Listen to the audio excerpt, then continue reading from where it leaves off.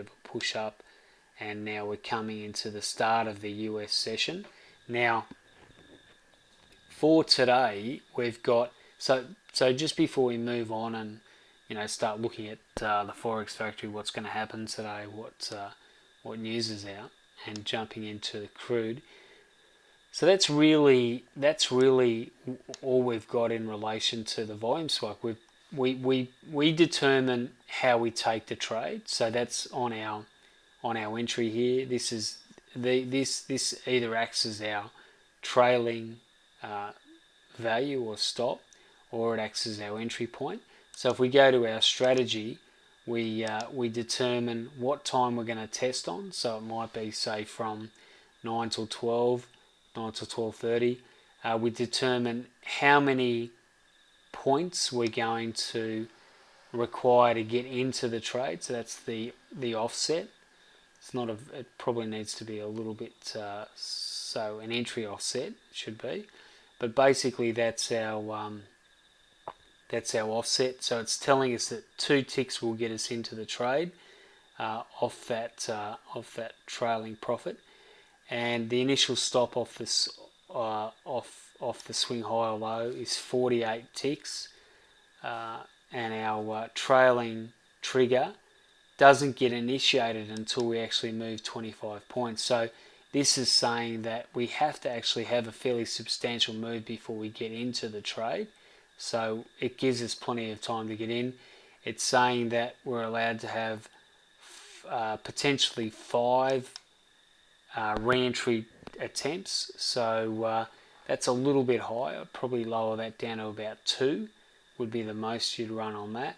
So that's a variable number. You can make that anywhere between 1 and 50, but generally 2 would be ideal.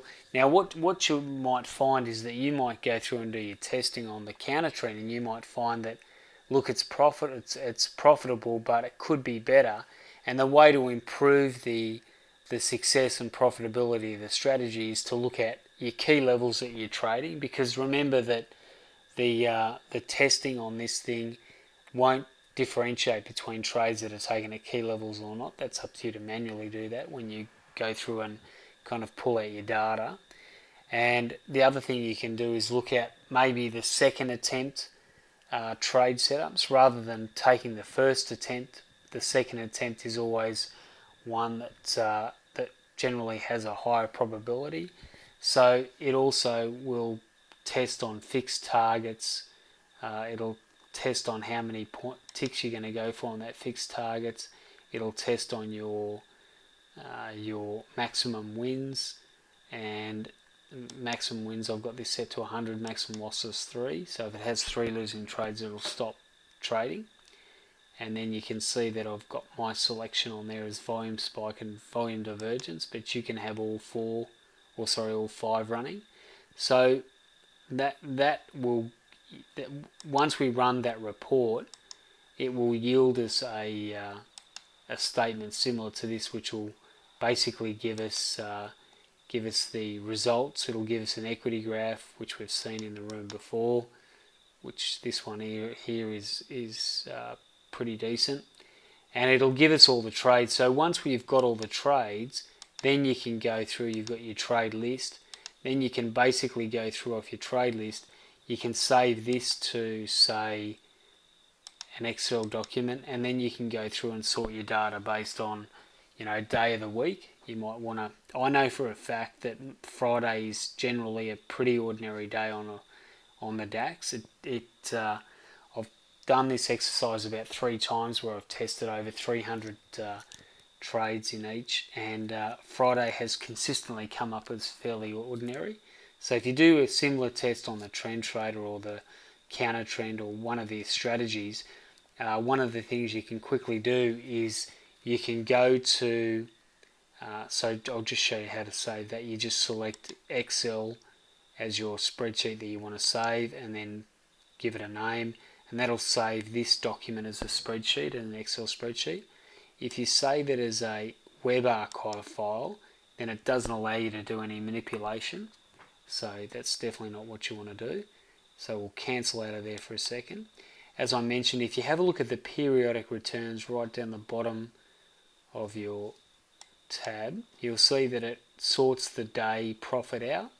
So this is a really good way of, once you save this data, going through, and you might have to, because it won't give you the day results, but if you go through and assign a Monday, Tuesday, Wednesday next to these, then you can quickly do a data sort and determine what the most profitable day of the week is, rather than trying to do it based on individual trade entries. Just go through and maybe add, say, a day of the week, because at the moment I can't see how this doesn't actually sort by day of the week, which is a little bit disappointing, because I thought it might, but I haven't seen that it does. So yeah, so that's something you might have to do manually, but apart from that, it does a very good job of quickly testing that data for you.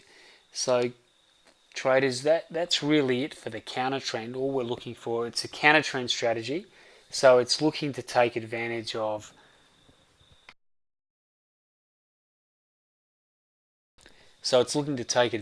a, I guess, when you're in a trend, taking advantage of when that trend is starting to lose its momentum and potentially set up a counter trend play, because each of our strategies is geared at a different way of trading. So with our trend trader, if we go back and have a look at the DAX and we jump into the 202, we're clearly in a buy setup here, and we're still in that trade now. We've got a possible counter trend play maybe setting up here. So if we go to our counter trend, you'll see that we're on for a potential counter trend. It hasn't triggered yet, but even though we're long, we could be looking for a potential short here. So we'll just keep an eye on that, and our stop being the previous swing high. So we're long on one market, we're looking for a potential short on the other, because it's telling us that that at this stage and the point I made before about using the second attempt entries, well, this is a great example of where that concept or that methodology might come to be an advantage here, because this is the first attempt short that doesn't work. The second attempt short would potentially be up here, because you'd have to have some type of breakout level, and this is more so, I guess, too, if you're manually trading, you'll do a little bit of, and this is the advantage sometimes on manual trading. So doing this whole process, you'll see that there's definitely fors and against for both, because when we've got the automation on, it's just taking the trades every day regardless. There's no discretion. Basically, it'll take the trades. It doesn't have to think about it. Won't miss the trade. It's not adjusting. It's just taking the trades based on your prerequisite or your settings or inputs, and it's not going to miss a trade or hesitate or do any of that stuff. It's just going to take the trade based on what it has to do. So so this will be interesting to see if this actually does go into the trade here at, say, 42, and whether that long stops out, because that long is still in play. The trailing stop on the long, as you can see on the 202, is sitting there at 36, so that would be at 34. So let's grab our trend trader up now. We'll just get rid of that for a second, and we'll go to the 55. So we'll just, because we did have a look at the 55 and 89 today,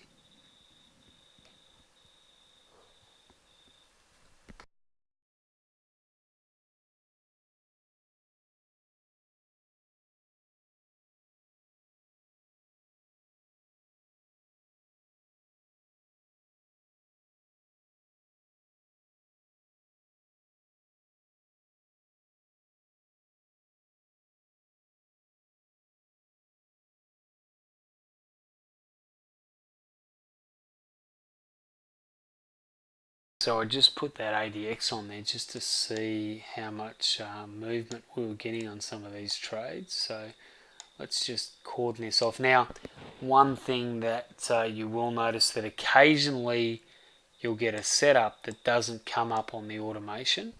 And I've just been speaking with Mike, and what happens there is that as soon as this line prints, that is the start of when that trade starts tracking that. So if this sets up prior to 8:35, it won't take the trade. It won't take the trade because the criteria for the entry has started. It actually hasn't set up yet, but it's started to come into play. So that makes sense. So if we're looking for a potential buy setup, this is setting up at 8:18. Now it won't take, if that triggers at 8:32, it won't take the trade because these conditions set up prior to 8:35, which is our start time.